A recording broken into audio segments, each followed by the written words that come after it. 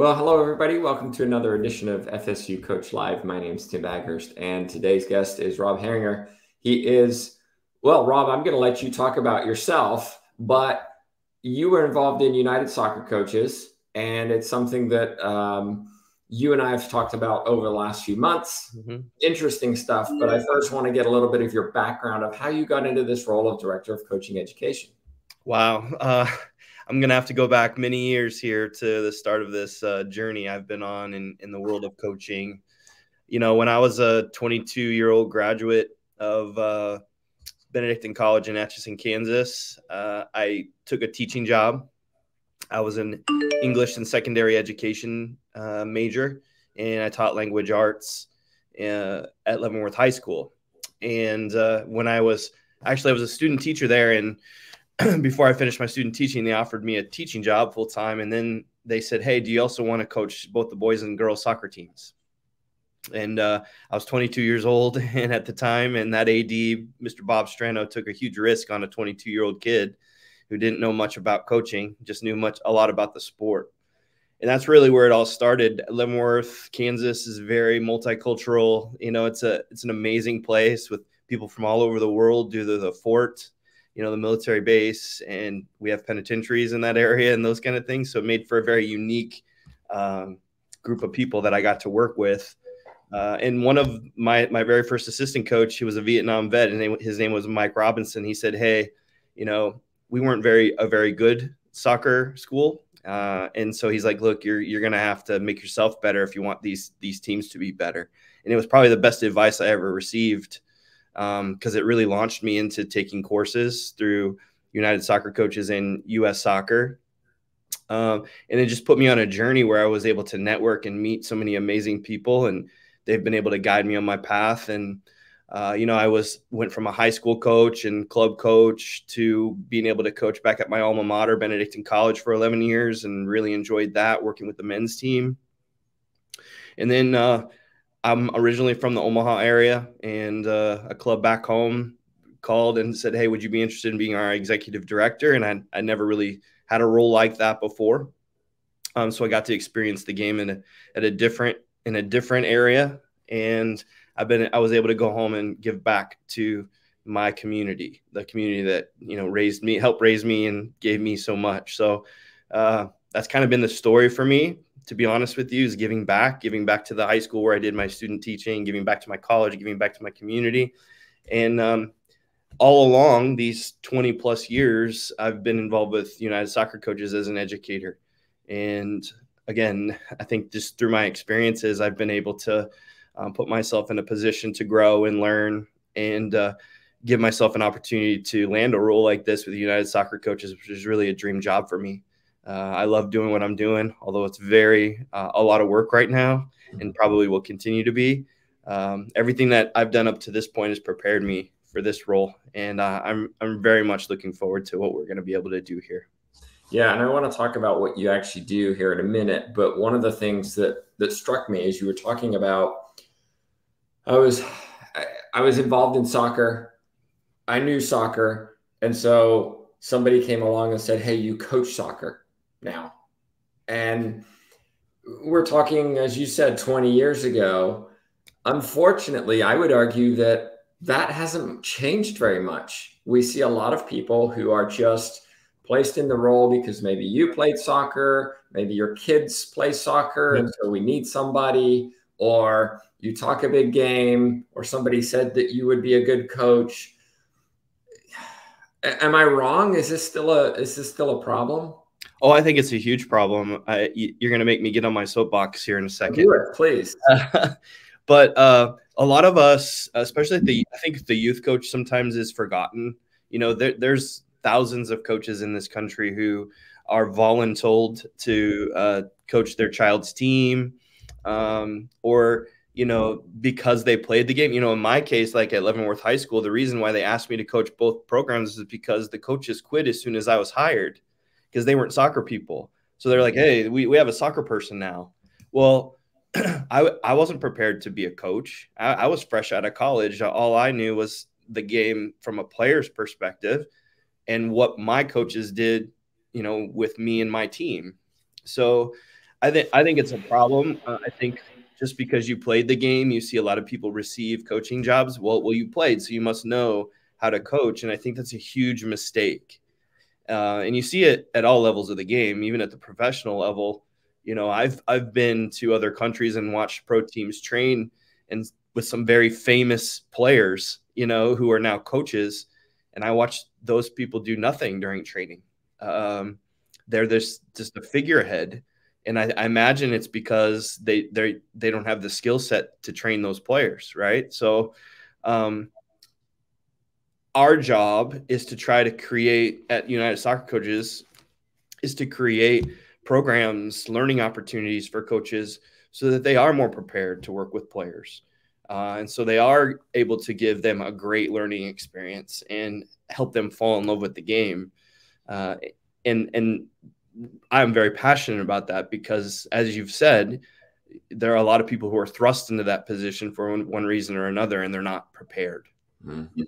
Yeah, and just a reminder, if you're watching, if you have a question for Rob, just put it in your chat box wherever you're watching from, comment section, etc., and we'll try to get it to him.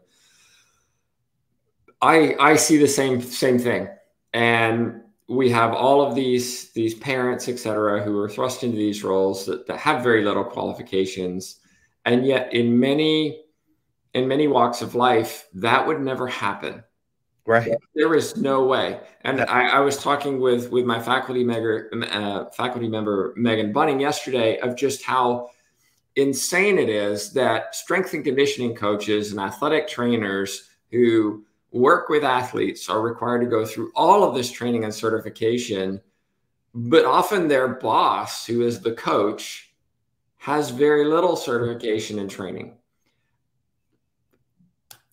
Discuss, I guess. Yeah, unfortunately, I just think that's kind of maybe the sporting culture that we have in this country, where people just assume, and it's not just this country, but people assume because you played the game at a high level, then you can obviously coach it. And I use the example all the time, like, my son's a senior in high school right now. I wouldn't want somebody who was an AP history student in high school coming in and teaching that class that he's in, right? I think the analogy I always use is dentist. I've been to a dentist. I've experienced dentistry. Right. That doesn't qualify me to be a dentist. And as from an athletic training perspective, I've sprained an ankle. Yep. I healed from it. Therefore, I know how to treat ankle sprains. Right. It's inane. And yet here we are in a very forward-thinking country with very backward understanding or appreciation of what coaches do and what they need to know and do. How do we fix it? Well, that's a good question. I know there are a lot of, in the soccer world, that's what I know the best. There are a lot of state associations who have gone to minimum requirements for coach education in order to coach certain levels of teams. I know there are clubs out there who really, they really work hard to try to have minimum standards for even their parent coaches. That was something that we really fought hard for at the club that I was at prior to this position, where we want to give you things, ideas, support, so that when you go to work with those children, you give them the very best possible learning environment. Mm-hmm. You can't do that simply based on what you did as a player or what you saw on YouTube or what you saw on social media. You really need training to work with children. And I think that's oftentimes we just neglect that because of the time it takes, the financial implications for clubs and for people themselves. People are having a hard time these days investing in their own development, in their own education. And, I had an educator back many years ago say, hey, look, if you're investing in your own education, that's money well spent, right? Because you're going to take what you've learned and you're going to help improve other people along the way. And I have to tell you that we need to have more of that attitude. And I think, at least in the soccer world, having the minimum standards would help. it's something that maybe we can help drive a little bit. I know we used to do that a while back here at United Soccer Coaches, where we had, club standards project, which I hope that we can bring back. But it's having those requirements. It's requiring the parent coach to go to a 2 to 4 hour workshop to prepare for the season, so they know how to handle 5, 6, 7, 8-year-olds. Even as a coach who has a lot of high level coaching licenses, nothing really prepared me for working with 5, 6, 7, and 8-year-olds until I actually took a course on it. And I learned so much about child development and long-term athlete development. And at the end of the day, those kids, 5, 6, 7, 8-year-olds, they don't care if you have a U.S. Soccer Master Coach diploma or if you have a Federation A license. They only care about the then and there and the now. And what are you going to do for me today? How are you going to make this fun? So there's so much work that has to be done on that front. And I take responsibility for that in a lot of ways. I hope that we create a culture in the game and really throughout the country where preparing to coach is very, very important to people. And they feel like they want to learn more so that they provide the best learning environment for those kids. So they fall in love with the game, they develop, and they have a great experience. I recently talked to somebody about United Soccer Coaches and the diplomas and all that you offer, because you do offer a host of different opportunities for professional development. And one of the comments I got back was, yeah, I'm not going to go do that. Well, why not? Well, it's expensive. And this isn't a knock on you or your organization. This is the reality of coaches who often are volunteers or very poorly paid, maybe a token stipend. And then they're asked, well, you know what, you really should be trained. You should go get certified. And it's going to come out of your checkbook or on your credit card. And it's often not cheap. Right. How do we fix this carousel? Because I see it a lot of, I can't afford to go get certification because I don't have the money, but I really want to. And if I go get the certification, I don't get a raise anyway. So there's no financial incentive for me to get it. Do you see a way that we can fix this? Because it's not just a problem in Florida. I think it's a problem nationwide and maybe beyond our borders. Yeah, I think especially since the pandemic, obviously people's resources are limited, not just individuals in their own personal situations, but organizations are limited on what they can do as well. So I'm very well aware of the challenges facing most coaches in this country, because I've been there, I've done that. I think organizations who are truly supportive of player development, they find ways to support their coaches in their professional development. And that, I understand that has financial implications a lot of times, but I'll give you an example. So at the club that I was at previously, we always carved out budget money for professional development. Now, some years that was maybe as much as, I'll just throw out $10,000 a year. But then after the pandemic, maybe that got cut in half. But there was still budget money for professional development, because at the end of the day, your organization is only as good as the coaches you have working for you. And that goes for schools, that goes for clubs, whatever it might be. And in my opinion, if I'm an athletic director, if I'm an executive director of a club, my goal would be to make my coaches as good as I possibly could, so that, again, we give our kids the best possible experience, and that develops players, that develops teams, that develops your entire club or your organization.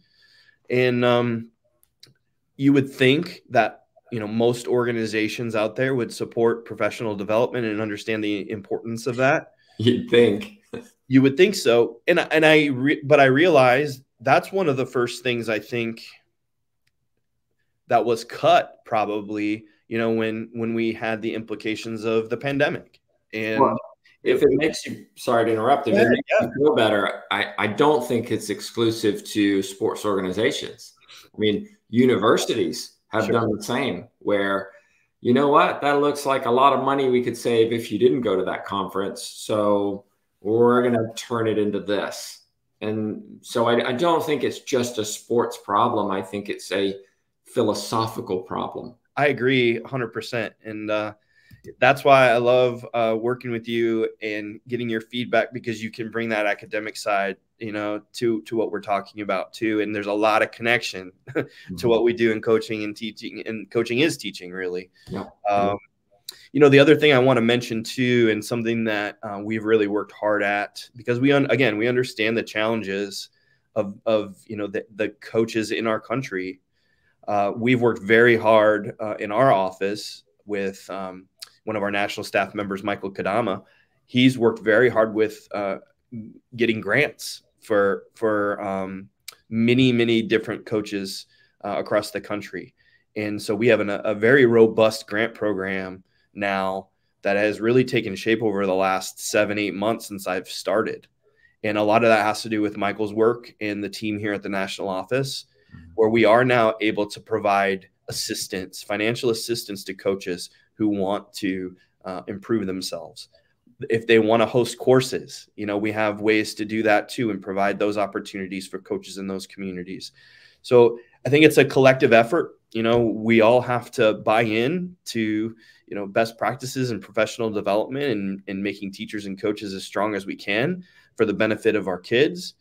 And then we've got to continue to search for ways, and all organizations should search for ways to lighten the burden for these financial implications, because there are grants out there. There are things available that people can take advantage of. Unfortunately, it just takes a little bit of work, to get yourself in those positions to receive those funds. We're going to take a short break. We're going to be back in a minute. Just a reminder, if you have questions, post them in your chat box.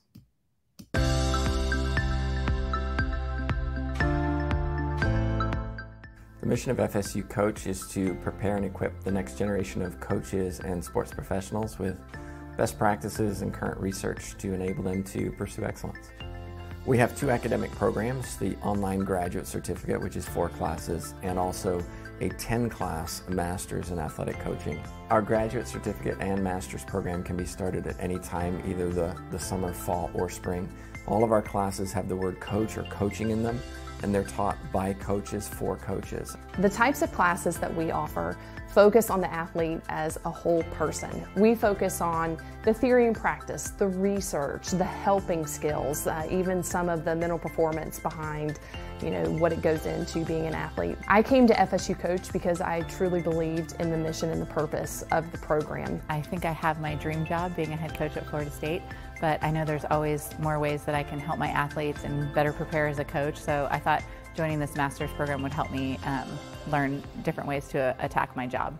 If you're interested in going into coaching or joining the FSU Coach program, I would just say don't even think about it and do it.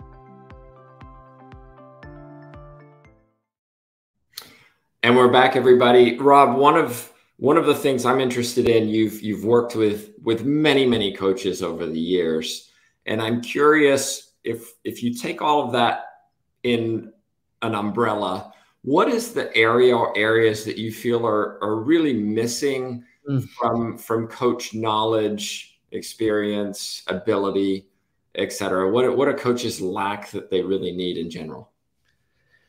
I like to say, and I could be right, I could be wrong, it's just my opinion, but I'd like to say that there's 51% of a coaching job, I think, is organization and communication. And until I'm proven wrong, I'm going to stick with that number, because I feel like organization and communication get coaches in the most trouble, or the lack thereof, I should say. Team management, player management, communicating with players, administrators, parents. If you're not good at those off the field things, a lot of times it doesn't matter how good you are on the field. And I've experienced that as an executive director of a club and working with and mentoring a lot of coaches.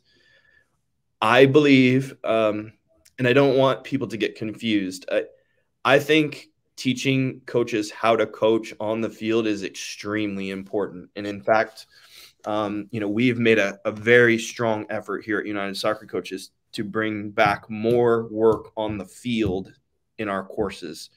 We, for whatever reason, the pandemic and everything else, it was easier to do more classroom stuff, I think, especially online, and then kind of got away from the field work, where we're trying to bring that back, because as educators, we've seen across the country, we still have a lot of work to do, especially at the grassroots level with what we do on the field with our kids. So that's still very important, and I don't want people to get confused by my comments, but I'll tell you that we need to do more work with coaches on what they do off the field as well. And, one thing that I have noticed when I'm not doing as much on-field coaching as I have, in the past, and I get to do a lot of observing. And one thing that I think coaches really need to consider is their interactions with individual players when the players are with them. So that one-on-one feedback is huge for player development, for just self-esteem. I tell coaches, I work with my son's high school team when I'm around, and I tell those coaches all the time, I steal a Tony DeCicco line, like, catch them being good. Mm-hmm. It's not always something that they did wrong or need to do better. Let them know when they've done something right. Mm-hmm. And I think that we cover a lot of those kind of things in classroom sessions in our courses that revolve around team and player management. So I guess I would stick with those two things, or that to start, is like, look, it's got to be really kind of half and half, but what we do off the field oftentimes get coaches into a lot of trouble. Yeah, that's interesting. So how do you develop that into your coach training? Because when you said organization and communication, my first thought was, well, a coach doesn't need to be, or a coach developer doesn't need to be the instructor for that. Oftentimes it could be somebody in business, for example. So I'm curious, how do you build in those kinds of things into your programs? Yeah, it's great that you're asking that question, because we're in the middle of revising pretty much every course that we teach here. And I guess I'd ask if you would repeat the question. The question was, organization and communication don't necessarily have to be taught by somebody who's been a coach. It can be taught by somebody who's not in coaching but works with people. Yeah, for sure. So I like to get ideas from experts in other areas. And that's how I think kind of initially you and I got to know each other a little bit. Like, you're still a coach, but you're working in an academic environment within a university, and you're an expert in coaching. Easy. I still coach, by the way. Don't put me in that tower. Don't put me in that tower. Well, you're living kind of two lives, because I see you as an expert, right? And you're probably, why does this guy want to talk to me? He's in soccer, but you're an expert. And I think bringing in people from other areas is very valuable for organizations. I love bringing in people from outside of the sporting world, because they bring such a different perspective. And a lot of times they have great ideas, things that work great for their organizations and work great for people. We can learn a lot from other areas. And as long as you have an open mind and you're willing to hear other people's ideas, a lot of times it works great to just take a different spin on something, and people start realizing, wow, this makes a ton of sense for what we do. So I guess to answer your question, not being afraid to get ideas from other people, from outside of your organization, outside of your sport, because that's what I love about this job, is on a daily basis, I get to talk to people from all over the country, all over the world, and they're not all coaches. And I can get little nuggets of information from pretty much anyone I speak to on a daily basis. And to me, that's daily learning. Like, I get to learn every single day and try to find ways to improve what we do here for the benefit of our members and our coaches. If you're talking to a coach, maybe a young coach or somebody who's developing as a coach, and you're trying to give them advice, you don't necessarily know them. They come up to you at an event. Rob, if you got 3 pieces of advice for me, because I want to get in and I want to be a successful coach, what would you tell them? Well, 2 come to mind right away. And I'm writing a third. So first of all, one of the first things I'll tell any coach who's just getting involved, how do I improve myself? Their question is, how do I improve myself? What do I do? The number one thing is you need to take as many courses as you can through our organization, United Soccer Coaches, or any other organization, because you need to pick up the knowledge to coach the types of players that you're working with. And whether those are young players, 8U, whether those are older players, you have to put yourself in the environment where you can learn your craft. And the only way you can really do that is to immerse yourself in coaching education. And, you know, my dad was a teacher. My mom was a teacher. My dad said, hey, one of the best pieces of advice he gave me was, look, you need to get your education taken care of, as far as your degrees and your coaching licenses and those kind of things before you start having a family, if you can. And then after that all takes place, then you need to continue your education and find ways to do that. And that was like the greatest piece of advice that my dad ever gave me. It just really stuck with me. He also was the one who told me about investing in my education. So, 1, take as many courses as you can. Have your organizations help with that if you can. Save for it. Invest in your own development. The second thing is you need to definitely find strong mentors that you can work with, communicate with, connect with on a regular basis. I have been blessed through this organization with a handful of very meaningful mentors who not only helped me as a coach, but they helped teach me what it was to be a father, a husband, a good person, someone who's willing to give back to the game and do things out of the kindness of their heart, rather than just whatever the paycheck says. So finding a good network of mentors, and then also colleagues that you can bounce ideas off of. I found that to be very beneficial throughout my career in the various roles that I've taken on in the game. And then the last thing I should add is something I kind of learned the hard way is coaches must take care of themselves too. And that's what teachers and coaches sometimes don't do a great job of, because they're very passionate about helping others.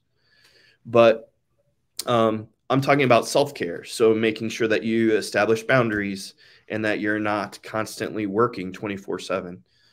It's making sure that you have ways to deal with the different ups and downs of a season, or dealing with parents or players.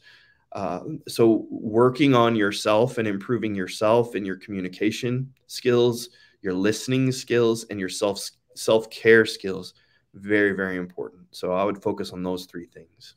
Yeah, great advice, great response. It's interesting because stress and burnout is the #1 topic I'm asked to speak on around the country. When somebody asks, hey, Tim, will you come speak? Sure. What do you want me to talk about? Stress and burnout. We're losing coaches. We're losing teachers. We don't know why. Well, we do know why. There's a number of reasons why, right. And I can provide them. But sure. But it is our coaches and teachers, et cetera, don't know how to do self-care. Yes. Or they just need to be reminded the ways to do it, and they've forgotten because things got busy. And I know for coaches, one of the big mistakes we make as coaches, because we are driven people, we like winning. Agreed? I mean, I love winning. I love being successful. Is sometimes we double down when things are hard. We just plow on and keep working harder, rather than recognizing that that's going to take us down an unhealthy path. But last question then for me is, myself and Megan, along with a group of sports psych students from here at FSU, so a big shout out to sports psychology program. We went to a soccer event here in Tallahassee, a big one. Yeah. Hundreds of coaches there, a big tournament. And we provided mental performance education throughout the day, different topics, different speakers, 20 minutes, come learn something new, et cetera, et cetera. And it was interesting observing coaches walking by, right? We've got a tent, we've got chairs, we're all set up, kind of seeing what was on the schedule. And then you get the like, nah, not doing that. And off they go. That's very typical. Soccer, any sport. I've spoken where I've literally seen people being pushed into my session because you have to do this to get your CEUs, to get your certification. But I don't want to. I don't want to hear this, et cetera, et cetera. Coaches are very resistant in general to training and education. Rob, don't you know my record? I've been coaching for 30 years. Yeah. There's nothing you can tell me that I don't already know. Look at, we're doing fine. What's the problem? Mm-hmm. How do we, asking a coach to observe themselves? I mean, I work with coaches on the side, and getting them to just observe themselves is like, wait, what? You want me to do what? Well, you'll watch your athletes and you'll break down their game. You're not willing to watch yourself and break down your own coaching. Right. It never happens, especially in the US. And I'm wondering, why is there this reticence about just getting training? I mean, you said it, invest in yourself. Yeah. And I'm getting on my soapbox here. Yeah, good. But the typical response is, well, if I go get this, I mean, we have our online masters, right? If I go get that online masters, it's not going to guarantee me a raise. So I'm going to invest all this money and I'm not going to get anything for it. And of course, I'm just like, oh, are you kidding me? I've got all these degrees and I never took these degrees because I knew it would guarantee me a job at the end with a certain salary. I did it because I wanted to learn more. And because I learned more, I got better at what I did. And then people wanted me to be involved. That's my typical response. But how do we change this culture if they're not willing to do it themselves? And I would say 90%, 95% of these coaches are not willing to do that themselves. If they were, they would all be flocking to our programs. What do we need to do at a higher level to say, you know what? You're the one who doesn't want to come into this session, but you're the one who actually needs to be there the most. Yeah. How do we change that at a higher level? Because I'm a little tired of trying to persuade people to get training who just say, I don't want to.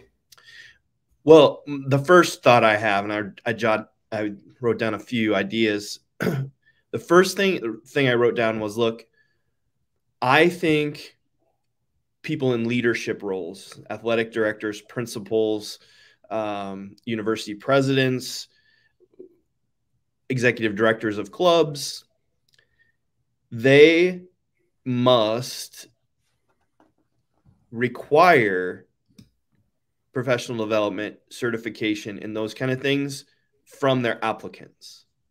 So a lot of times when you apply for a coaching job, especially at a school, I have found those administrators really don't care what kind of license you have, what kind of background you have as far as education is concerned. They just want to determine whether or not they think that you can successfully run the team. And I think we need to put more emphasis on coaches' education and dedication to education and personal development when we're considering people for coaching roles. So that to me is disappointing in all of the jobs that I've had, except for the club job. And then of course this one, that there wasn't really an emphasis on the fact that I had a certain coaching license. They didn't show any appreciation for that. You know, I don't know if it even was considered when I was being hired. And so that helps change things a little bit when there's a requirement to apply for the job that you have to have a certain level of certification. Now, I realize that might not be the case in a lot of sports, but you can still prove your passion for improving yourself, self-development, through the things that you do after you get out of college or after you get out of high school to improve yourself as a coach. We need to put more emphasis on that, in my opinion. And then we have to make it a cultural thing where it's just expected that if you're a coach, just like a teacher, you must be certified to coach. And that requires you to take, a course every so often. It requires you to maybe do some CEUs along the way. And that needs to be, we need support with that from our organization, the federation, the the U.S. Soccer Federation, those kind of things. I think that helps, but it doesn't solve the problem. But if the culture is, hey, we value education and it's part of what you must do in order to receive coaching positions, that helps change things a little bit. And then I think also when people go and take a course, and the course is good, which normally it is, it's that word of mouth. It's that spreading the word about what you experienced and why it was so valuable to you, so people all over the world know, hey, if you do this, this is what you could get out of it. And so people should share their experiences about their education. They should brag about their education, that they're doing these things to better themselves for their players and their communities and their teams. So if it could be more of a cultural thing where, hey, this is part of who we are in our sport and what we do, that will help too. But making it a requirement that you have to have some kind of education, coaching education, before you receive coaching positions, I think would help tremendously as well. Yeah, I agree with you. And I think part of changing the culture might be the parents expecting it of their coaches, because too often change occurs through tragedy, right? An athlete has some kind of horrendous experience, something tragic happens, and then as a consequence, oh, we need to change, we need to reform, we need to change this. And we see and hear too many stories already of situations where athletes are placed in positions they shouldn't be. Well, sure. That way. But if you went to a parent, and let's just say a high school, and you went to the parents in a high school and said, hey, by the way, did you know your coach knows nothing about the sport that they're coaching your child, and they're doing it for a stipend? And most often that's not the case, but I've experienced that, where that teacher was teaching that or coaching that sport for the stipend, sure, and never even played it, let alone done any training. Right. And so how do you know that they're not training them so that they get injured or provide long-term consequences? Absolutely. And a thing that just popped to my head too is like, okay, well, if they don't come in with that kind of training and education, well, then you've got to provide it for them. Yes. And I don't think that we do a great job of that across the country either, where, and I'm thinking more in terms of the school environment, right, with the athletic or activities director. Mm-hmm. And I wonder how many have, a professional development plan for their coaches.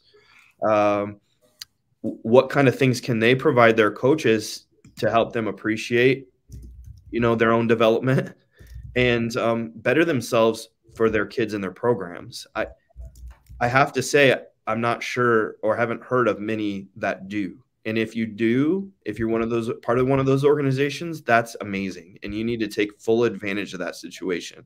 But there's two things there. Like, yes, valuing what they come in with, and making that a priority to hire people that have some coaching education. But then it's that continuing professional development that needs to happen along the way. Mm-hmm. Just by walking in to an organization with a certain level of certification doesn't qualify you for coaching for the next 20 years. Mm-hmm. You know, you have to stay up on the modern trends of your game. You have to stay up on new best practices for what we do, new ideas. And the only way you do that is if you put yourself in those environments where you can learn new and different things. Yeah. And, you know, to finish that up, one of the things I love about our master's program, shameless plug right now, is our students are intrinsically motivated because the master's degree does not qualify you to be X, Y, and Z. Mm-hmm. You don't come out and you're a physical therapist or a counselor. You are just better at what you do. And that means we have great students. It also means that we don't have as many students as we should. Sure. There's a vast number out there who should be taking these kinds of courses and are not. Right. But we've already discussed that a little bit. Rob, if somebody wants to reach out to you with questions, most people watch this after the fact or listen on our Spotify podcast. How do they connect with you? The easiest way to connect with me is through my email address. So it's just my first initial. Yeah, there it is. Well done. So happy to help in any way I can. You know, another thing I love about this job is, and really just being an educator in general, is giving my email address to people at courses or different events and having them actually reach out afterwards. I feel like I can judge whether or not I did a decent job at whatever it was I was presenting at by the number of emails I get back, you know, and at the end of the day too, it's just all about building that network. And I mentioned the importance of mentors and having people kind of in your tribe that you can bounce ideas off of. And if I'm someone that could potentially help any coach out there, regardless of the sport, I want to help. That's why I'm here, and I have a passion for it. And, you know, I don't have all the answers, but I'm happy to share my ideas with anyone who's interested. And for those listening on the podcast, that's R. Herringer, HERRINGER at UnitedSoccerCoaches.org. Well, while we're talking about professional development, just a reminder, coming up in just a few weeks now, June 15th is our FSU Coaches Clinic. It's going to be in Orlando, Florida. It's a one-day event. You can learn more on our website. But we are really excited to have an interesting slate, a diverse slate of speakers.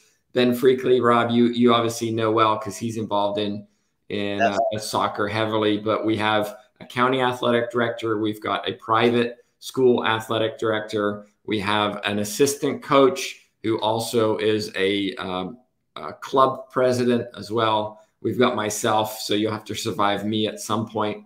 And then also the executive director of the Florida High School Athletic Association. So I'm really excited to see him and hear what he has to say about some of the issues we've been talking about. So just a reminder, you can go on our website at FSU Coach and register and learn more there. But really hope anybody in the area is able to join us. That's a wrap for us. Rob, thank you so much for being my guest today. And just a reminder, everybody, each and every 2 weeks or so, we try to have a guest. So be sure to subscribe on YouTube or Spotify. But thank you all so much for watching. Thanks, Tim.